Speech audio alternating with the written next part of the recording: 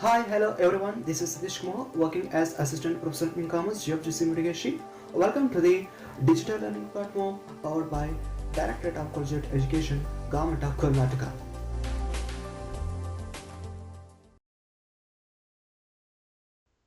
Hi, hello everyone. This is Satish Kumar. In this class, we are going to talk about the topics called minor and how banker is going to treat the minor and what are the procedures and practices to be followed by the banker while having operations or while dealing with the minor.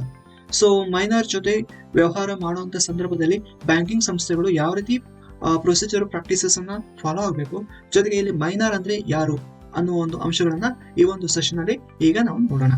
So let's start the session. Firstly let's see who is minor.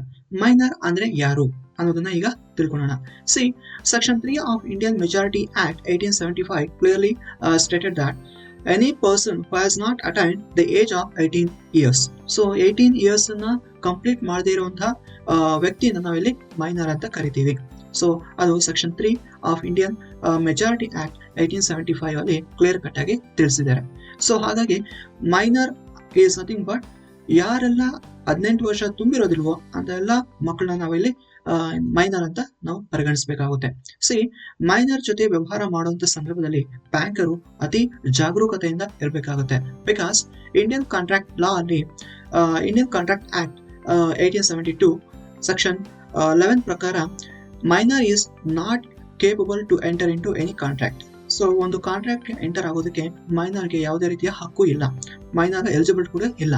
So ಒಂದು contract ನ enter ಆಗಬೇಕು ಅಂದ್ರೆ ಮೈನರ್ಗೆ ಯಾವುದೇ ರೀತಿಯ eligibility ಇಲ್ಲ ಅಂತ ಹೇಳ್ಬಿಟ್ಟು Indian contract law clear cut ಆಗಿ ಹೇಳುತ್ತೆ. ಆದ ಕಾರಣ ಯಾವುದೇ contract, any contracts that are entered in to by a minor are not ಎನ್ಫೋರ್ಸಬಲ್.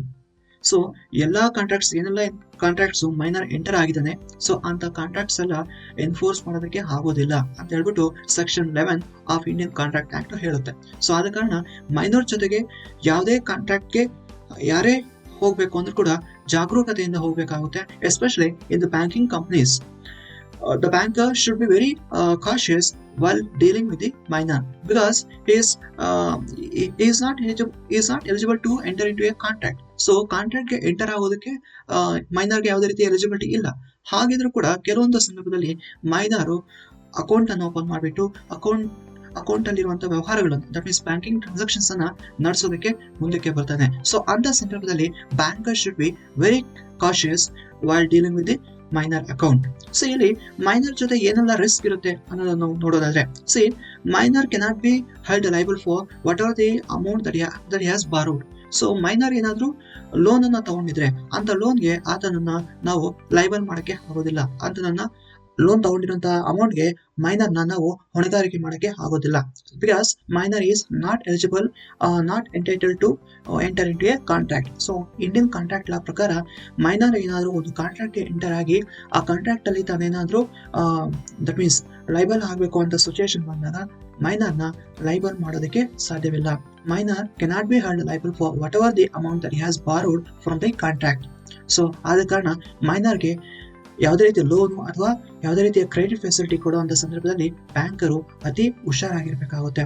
ಅದೇ ರೀತಿ minor cannot be shown as a guarantor for any contract. So ಮೈನರ್ನ ಗ್ಯಾರಂಟರ್ ಆಗಿ ಕೂಡ ನಾವು ತೋರ್ಸೋಕೆ ಆಗೋದಿಲ್ಲ. Because even if has shown as a guarantor, ಮೈನರ್ನ guarantor ಆಗಿ ನಾವು ತಗೊಂಡಾದಾಗ ಅಂತ ಟೈಮಲ್ಲಿ ಏನಾದರೂ ದಿವಾಳಿ ಬಂತು ಅಥವಾ ಆ ಒಂದು ಟ್ರಾನ್ಸಾಕ್ಷನ್ ಇನ್ಕಂಪ್ಲೀಟ್ ಆಯಿತು ಅಂದಾಗ ಮೈನರ್ನ ಏನ್ ಗ್ಯಾರಂಟಿ ಕೊಟ್ಟಿದ್ದಾನೆ ಆ ಗ್ಯಾರಂಟಿ ಮೇಲೆ ಮೈನರ್ನ ಲೈಬಲ್ ಮಾಡೋದಕ್ಕೆ ಸಾಧ್ಯವಾಗೋದಿಲ್ಲ. So minor cannot be held liable even if he is acting as a guarantor. So ಈ ರೀತಿಯ ಹಲವಾರು ರಿಸ್ಕ್ ಅನ್ನ ಮೈನರ್ ಜೊತೆಗೆ ಕಾಂಟ್ಯಾಕ್ಟ್ ಮಾಡುವಂತ ಸಂದರ್ಭದಲ್ಲಿ ನಾವು ನೋಡ್ತೀವಿ. ಅದಕ್ಕೆ banker must be very cautious while having transactions with the minor. Now let us see what is the procedure and what are the precautions to be followed by the banker while opening and operating the account of the minor. So ಒಬ್ಬ ಮೈನರ್ನ account ಅನ್ನು open ಮಾಡುವಂತ ಸಂದರ್ಭದಲ್ಲಿ, ಆ account ಅನ್ನು operate ಮಾಡುವಂತ ಸಂದರ್ಭದಲ್ಲಿ banker ಯಾವೆಲ್ಲ precautions ಅನ್ನ, ಯಾವ ರೀತಿ ಪ್ರೊಸೀಜರ್ ಅನ್ನ ಫಾಲೋ ಆಗಬೇಕು ಅನ್ನೋದನ್ನ ಈಗ ನಾವು ನೋಡೋಣ. ಮೊದಲನೇದಾಗಿ only SBI account is advisable. See ಬ್ಯಾಂಕರ್ಗೆ ಮೈನರ್ ಏನಾದರೂ ಅಪ್ರೋಚ್ ಆಗಿ ಅಕೌಂಟ್ ಅನ್ನು ಓಪನ್ ಮಾಡೋದಕ್ಕೆ ಕೇಳಿದಾಗ banker on the safer side should allow the minor to open only SB account. Because SB account open ಮಾಡಿದ್ರೆ ಬ್ಯಾಂಕರು ಸೇಫ್ ಸೈಡ್ ಇರ್ತಾರೆ. ಯಾಕಂದ್ರೆ suppose minor ಏನಾದ್ರು ಕರೆಂಟ್ ಅಕೌಂಟು ಅಥವಾ ರೆಕರಿಂಗ್ ಡೆಪಾಸಿಟ್ ಅಕೌಂಟು ಅಥವಾ ಯಾವುದೋ ಒಂದು ಅಕೌಂಟ್ ಓಪನ್ ಮಾಡಿಬಿಟ್ಟು ಅಲ್ಲಿ ಕ್ರೆಡಿಟ್ ಫೆಸಿಲಿಟಿನೋ ಅಥವಾ ಓವರ್ ಡ್ರಾಫ್ಟ್ ಫೆಸಿಲಿಟಿನೋ ಪಡೆದ, ಬಟ್ ರೀಪೇಮೆಂಟ್ ಮಾಡಿಲ್ಲ ಅಂತ ಒಂದು ಸಂದರ್ಭದಲ್ಲಿ ಮೈನರ್ನ ಲೈಬಲ್ ಮಾಡೋದಕ್ಕೆ ಆಗೋದಿಲ್ಲ. Minor cannot be held liable in case of non repayment of any debt ಅಂತ ನಮ್ಮ ಒಂದು ಕಾಂಟ್ರಾಕ್ಟ್ ಲಾ ಅಲ್ಲಿ ನಾವು ನೋಡ್ಬೋದು. So contract law clear cut ಆಗಿ ಹೇಳುತ್ತೆ minor cannot be held liable for any debt. So ಅದಕ್ಕೆ ಆ ಒಂದು ಕಾರಣದಿಂದಾಗಿ on the safer side banker should allow the minor to open only SB account. And second one is that guardianship. See minor account ಅನ್ನು open ಮಾಡೋದಕ್ಕೆ ಬಂದಾಗ banker should always ask for the guardianship of the minor. So ಮೈನರ್ಗೆ ಯಾರು guardian ಆಗಿದ್ದಾರೆ ಅನ್ನೋದನ್ನ banker ತಿಳ್ಕೊಬೇಕಾಗುತ್ತೆ, enquiry ಮಾಡಬೇಕಾಗುತ್ತೆ. And ಇಲ್ಲಿ ಗಾರ್ಡಿಯನ್ಶಿಪ್ ಇದ್ರೆ banker will be on the safer side. ಅದಕ್ಕೆ banker should ask for guardianship of the minor. So ಇಲ್ಲಿ ಗಾರ್ಡಿಯನ್ಶಿಪ್ ವಿಷಯಕ್ಕೆ ಬಂದಾಗ mother or father can act as guardian of minor. Suppose parents ಇಲ್ಲ ಅನ್ನೋಂಥ ಸಂದರ್ಭದಲ್ಲಿ ಕೋರ್ಟ್ನ ಆದೇಶದ ಮೇರೆಗೆ ಯಾರು ನೇಮಕ ಆಗಿರ್ತಾರೋ, ಯಾವ ವ್ಯಕ್ತಿ ಗಾರ್ಡಿಯನ್ ಆಗಿ ನೇಮಕ ಆಗಿರ್ತಾರೋ ಮೈನರ್ ಚೈಲ್ಡ್ಗೆ, ಅಂತ ವ್ಯಕ್ತಿನ ಇಲ್ಲಿ ಗಾರ್ಡಿಯನ್ ಆಗಿ ಪರಿಗಣಿಸಬಹುದು. ಸೊ ಇಲ್ಲಿ ಗಾರ್ಡಿಯನ್ಶಿಪ್ ಇದ್ರೆ banker will be on the safer side. Because ಏನಾದ್ರೂ ಓವರ್ ಡ್ರಾಫ್ಟ್ ಫೆಸಿಲಿಟಿ ಅಥವಾ ಯಾವುದಾದ್ರೂ ಒಂದು ಕ್ರೆಡಿಟ್ ಫೆಸಿಲಿಟಿಯನ್ನ ತಗೊಂಡು ನಾನ್ ರೀಪೇಮೆಂಟ್ ಆಯಿತು ಅಂದ್ರೆ ಮೈನರು ರೀಪೇ ಮಾಡಿಲ್ಲ ಅಂದಾಗ ಗಾರ್ಡಿಯನ್ ಕಡೆಯಿಂದ ಆ ಒಂದು ಅಮೌಂಟ್ ಅನ್ನ ರಿಕವರಿ ಮಾಡ್ಕೋಬಹುದು. ಸೊ ಆದ ಕಾರಣ banker should always ask for the guardianship of the minor. And suppose guardianship ಇದ್ದು ಗಾರ್ಡಿಯನ್ಶಿಪ್ ಜಿನೈನ್ ಆಗಿದೆ, ಗಾರ್ಡಿಯನ್ಶಿಪ್ ಕರೆಕ್ಟ್ ಆಗಿ ವ್ಯಾಲಿಡ್ ಆಗಿದೆ ಅಂತ ಹೇಳಿದಾಗ ಸೊ ಬ್ಯಾಂಕರು ಗಾರ್ಡಿಯನ್ನ ಹೆಸರಲ್ಲಿ ಮೈನರ್ ಅಕೌಂಟ್ ಅನ್ನು ಓಪನ್ ಮಾಡಬೇಕಾಗುತ್ತೆ. ಸೊ ಇಲ್ಲಿ ಮೈನರ್ಗೆ ಸಂಬಂಧಪಟ್ಟಿರುವಂತಹ ಅಕೌಂಟ್ ಓಪನ್ ಮಾಡಿದ್ಮೇಲೆ ಇಲ್ಲಿ ಗಾರ್ಡಿಯನ್ ನ ಸ್ಪೆಸಿಫಿಕ್ ಸಿಗ್ನೇಚರ್ಸ್ ಅನ್ನ ಬ್ಯಾಂಕರು ಪಡಿಬೇಕಾಗುತ್ತೆ. Because guardian is going to act as a guardian of the minor and he is going to do all the activities of banking nature on behalf of the minor. So minor ಗೆ ಸಂಬಂಧಪಟ್ಟಿರುವಂತಹ ಎಲ್ಲಾ banking activities, ಎಲ್ಲಾ banking transactions guardian ನಡೆಸೋ ಕಾರಣ guardian ನ specific signature ಅನ್ನ banker ಪಡಿಬೇಕಾಗುತ್ತೆ. And ಇಲ್ಲಿ ಸ್ಪೆಸಿಫಿಕ್ ಸಿಗ್ನೇಚರ್ಸ್ ಅನ್ನ ಪಡೆದ ನಂತರ banker should also ask for date of birth of the minor. Minor ನ ಡೇಟ್ ಆಫ್ ಬರ್ತ್ ಅನ್ನ ಕೂಡ ಬ್ಯಾಂಕರು ಪಡಿಬೇಕಾಗುತ್ತೆ. ಬಿಕಾಸ್ ಗಾರ್ಡಿಯನ್ಶಿಪ್ ಅಕೌಂಟು ಮೈನರ್ ಏನಾದ್ರೂ ಮೇಜರ್ ಆದ ಅನ್ನೋ ಒಂದು ಸಂದರ್ಭದಲ್ಲಿ ಗಾರ್ಡಿಯನ್ಶಿಪ್ ಕ್ಯಾನ್ಸಲ್ ಆಗಿ ಗಾರ್ಡಿಯನ್ಶಿಪ್ ಹೆಸರಲ್ಲಿ ಓಪನ್ ಆಗಿರುವಂತ ಅಕೌಂಟ್ ಅನ್ನು ಕ್ಲೋಸ್ ಮಾಡಿ ಮೇಜರ್ ಆಗಿರುವಂತ ಆ ಹುಡುಗ ಏನಿದ್ದಾನೆ ಮೇಜರ್ ಆದ ನೆಕ್ಸ್ಟ್ ವರ್ಕಿಂಗ್ ಡೇ ಅಲ್ಲೇ ಆ ಅಕೌಂಟ್ ಅನ್ನ ಓಪನ್ ಮಾಡ್ಬೇಕಾಗುತ್ತೆ, ಮೇಜರ್ ಹೆಸರಲ್ಲೇ ಓಪನ್ ಮಾಡ್ಬೇಕಾಗುತ್ತೆ. ಸೊ ಆದ ಕಾರಣ ಆ ಹುಡುಗ ಯಾವಾಗ ಮೀನ್ಸ್ ಆ child whenever the child attains majority, so on that day itself banker should close down the account of the guardian and guardianship will be terminated and ಆ ವ್ಯಕ್ತಿ ದಟ್ ಮೀನ್ಸ್ ಮೇಜರ್ ಆಗಿರುವಂತ ವ್ಯಕ್ತಿ ಹೆಸರಲ್ಲೇ ಅಕೌಂಟ್ ಅನ್ನು open ಮಾಡಬೇಕಾಗುತ್ತೆ. So ಆದ ಕಾರಣ banker should collect date of birth of the minor and banker should always see that the minor child is not going to get any overdraft facility or any credit facility from the account. So banker customer ಆಗಿರುವಂತ minor ಏನಿದಾನೆ ಆ ಮೈನರು ಯಾವುದೇ ಸಂದರ್ಭದಲ್ಲೂ loan ಆಗಲಿ ಅಥವಾ over draft ಆಗಲಿ ಅಥವಾ credit facility ಪಡೆದಿರ ನೋಡ್ಕೋಬೇಕು.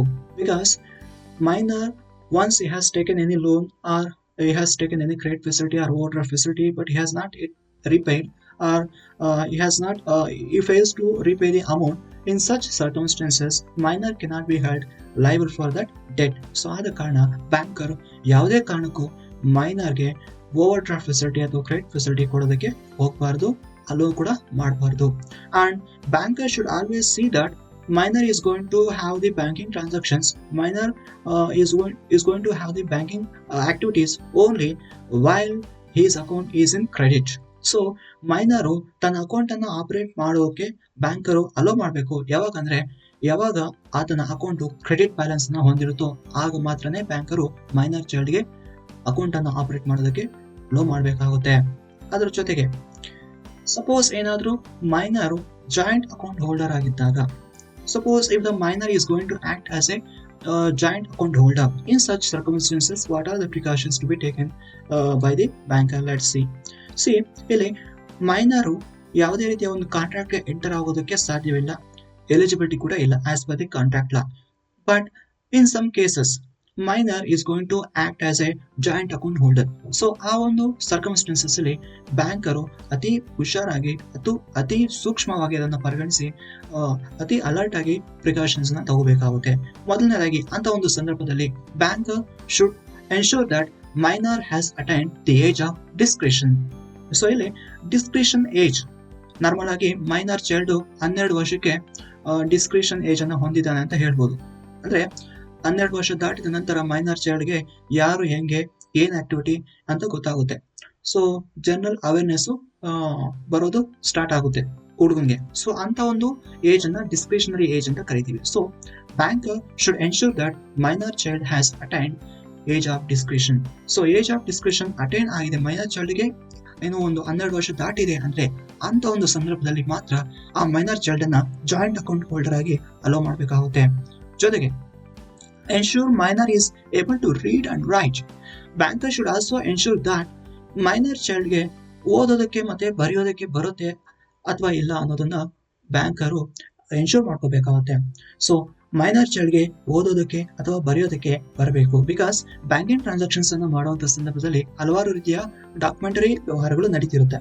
So ಆದ ಕಾರಣ banker should ensure that the minor child is able to read and write, and he should also ensure that minor child knows at least one regional language. at least ಒಂದು regional language minor ಚೈಲ್ಡ್ಗೆ ತಿಳಿದಿದೆ ಅನ್ನೋದನ್ನ banker ಖಚಿತಪಡಿಸಿಕೊಳ್ಳಬೇಕಾಗುತ್ತೆ. ಅದಕ್ಕೆ allow to operate the account only when it is in credit.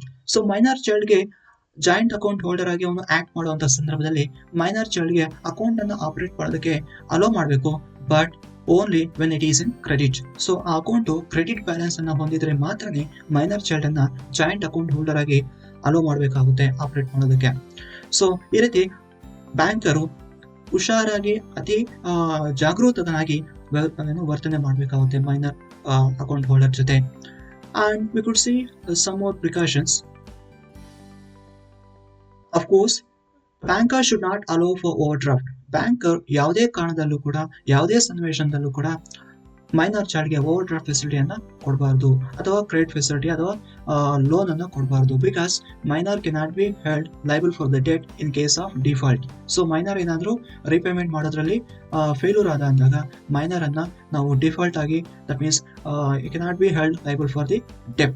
So ಅದು contract law ಅಲ್ಲಿ clear cut ಆಗಿ ಹೇಳಿದ್ದಾರೆ. So ಆದ ಕಾರಣ banker should not entertain overdraft facility to the minor. And suppose minor ಚೈಲ್ಡ್ಗೆ ಓವರ್ಡ್ರಾಫ್ಟ್ ಫೆಸಿಲಿಟಿ ಏನಾದರೂ ಕೊಟ್ಟಿದ್ದಾರೆ ಅಂದ್ರೆ, ಏನು ಯಾವುದೋ ಒಂದು ಸನ್ನಿವೇಶದಲ್ಲಿ ಓವರ್ಡ್ರಾಫ್ಟ್ ಫೆಸಿಲಿಟಿ ಕೊಟ್ಟಿದ್ದಾರೆ ಅಂದ್ರೆ that overdraft facility must be given only for the necessities of the life of the minor child. So minor ಚೈಲ್ಡ್ಗೆ ಓವರ್ಡ್ರಾಫ್ಟ್ ಫೆಸಿಲಿಟಿಯನ್ನ ಕೊಟ್ಟಿದ್ದಾರೆ ಅಂದ್ರೆ banker should ensure that overdraft facility has been given only for the necessaries of life of the minor childಗೆ ಅದನ್ನ ಜೀವನವನ್ನು ಸಾಗಿಸೋದಕ್ಕೆ ಬೇಕಿರುವಂತಹ basic ನೀಡ್ಸ್ಗೆ overdraft facility ಕೊಟ್ಟಿದ್ದೀವಿ ಅಂತ ಅವನು ಖಚಿತಪಡಿಸ್ಕೋಬೇಕಾಗುತ್ತೆ. ಸೊ ಹೀಗಾಗಿ ಬ್ಯಾಂಕರು ಅತಿ ಜಾಗರೂಕತನಾಗಿ ಮೈನರ್ ಚೈಲ್ಡ್ ಜೊತೆಗೆ ವರ್ತನೆ ಮಾಡಬೇಕಾಗುತ್ತೆ.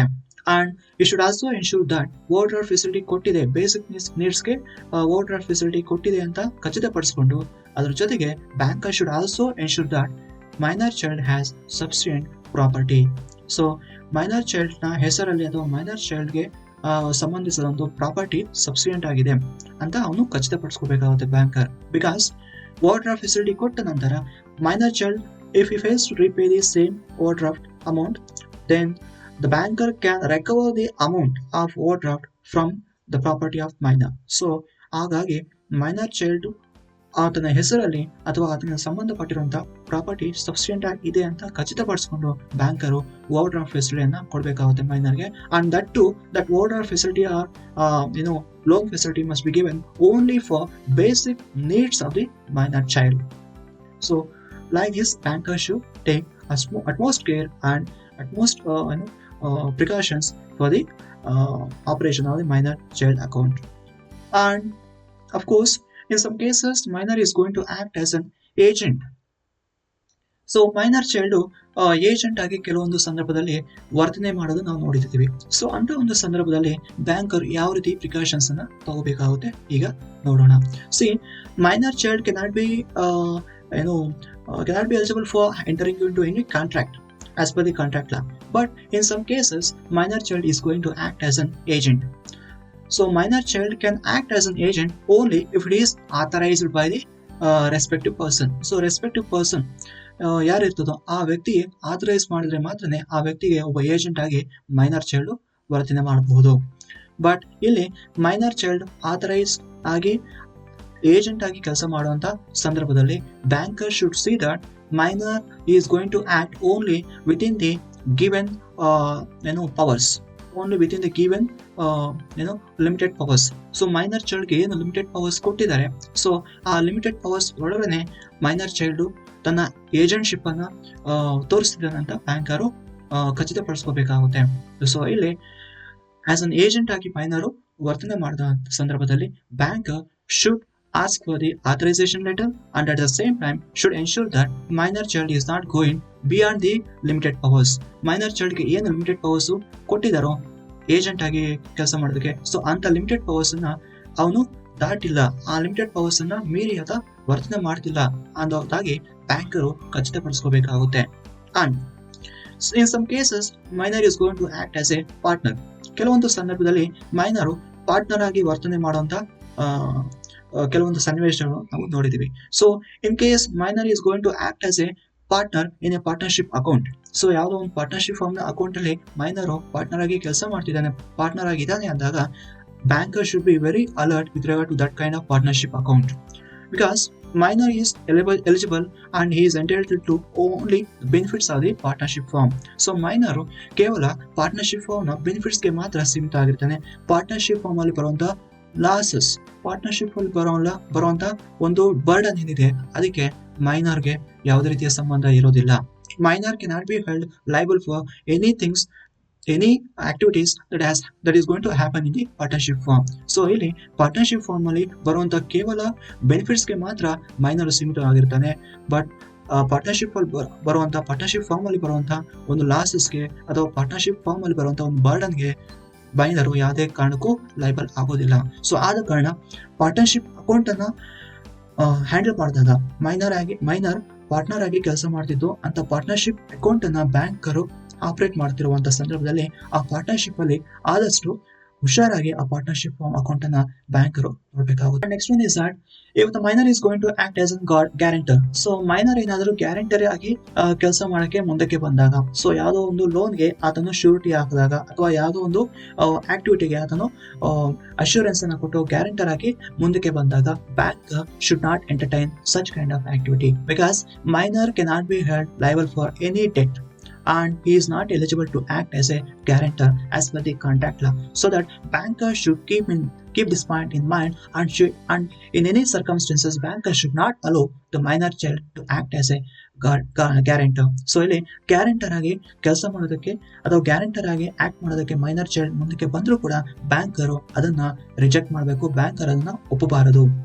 ಅದೇ ರೀತಿ minor is going to act as a trust. If the minor is going to act as a trust, ಕೆಲವೊಂದು ಸಂದರ್ಭದಲ್ಲಿ ಮೈನರು ಟ್ರಸ್ಟ್ ಆಗಿ ಕೆಲಸ ಮಾಡಕ್ಕೆ ಬರ್ತಾನೆ. ಸೊ ಅಂತ ಸಂದರ್ಭದಲ್ಲಿ banker should not entertain such kind of activity, because even the trust account has been opened and trust account open ಮಾಡಿ trust ಅಲ್ಲಿ ಟ್ರಸ್ಟಿ ಆಗಿ ಮೈನರ್ ಇದ್ದಾನೆ ಅನ್ನೋ ಒಂದು ಸಂದರ್ಭದಲ್ಲಿ ಬ್ಯಾಂಕರು ಅದನ್ನ ಎಂಟರ್ಟೈನ್ ಮಾಡಬಾರ್ದು, because minor cannot be held liable for any debt which is going to occur in the trust. So ಆ ಟ್ರಸ್ಟ್ ಅಲ್ಲಿ ಬರುವಂತ ಲಾಸಸ್ಗೆ ಅಥವಾ ಟ್ರಸ್ಟ್ ಅಲ್ಲಿ ಬರುವಂತ ಬರ್ಡನ್ಗೆ, ಆ ಟ್ರಸ್ಟ್ ತಗೊಂಡಿರುವಂತಹ ಲೋನ್ಗೆ ಮೈನರ್ ಅನ್ನ ನಾವು ಟ್ರಸ್ಟಿ ಆಗಿ ಅಥವಾ ಮೈನರ್ ಅನ್ನ ಲೈಬಲ್ ಆಗಿ ಮಾಡೋಕೆ ಆಗೋದಿಲ್ಲ. Minor cannot be held liable for any debt. So it may be in the partnership firm, it may be in the company or it may be in the trust. So ಮೈನರ್ಗೆ ಯಾವುದೇ context ಅಲ್ಲೂ ಕೂಡ ಲೈಬಲಿಟಿ ಅನ್ನೋದು ಇರೋದಿಲ್ಲ. So ಏನೇ loan ತಗೊಂಡ್ರು, ಏನೇ borrow ಮಾಡಿದ್ರು ಕೂಡ minor cannot be held liable for that ಡೆಪ್ಟ್. ಸೊ ಅದಕ್ಕೆ ಆದ ಕಾರಣ ಒಂದು ಟ್ರಸ್ಟ್ ಅಕೌಂಟ್ ಅಲ್ಲಿ ಮೈನರ್ ಟ್ರಸ್ಟಿ ಆಗಿ ಮುಂದಕ್ಕೆ ಬರ್ತಿದ್ದಾನೆ, ಟ್ರಸ್ಟಿ ಆಗಿ ಆಕ್ಟ್ ಮಾಡಕ್ಕೆ ಬರ್ತಿದ್ದಾನೆ ಅಂದ್ರೆ bank should not entertain such kind of activity. So these are the precautions to be taken by the banker while dealing with the minor account. So these are my references. Hope you enjoyed my class. If you want to study much about these things, just go through these references. So in the next session, I'll be back with one more innovative topic. So until then, keep smiling. This is Satish Kumar signing out.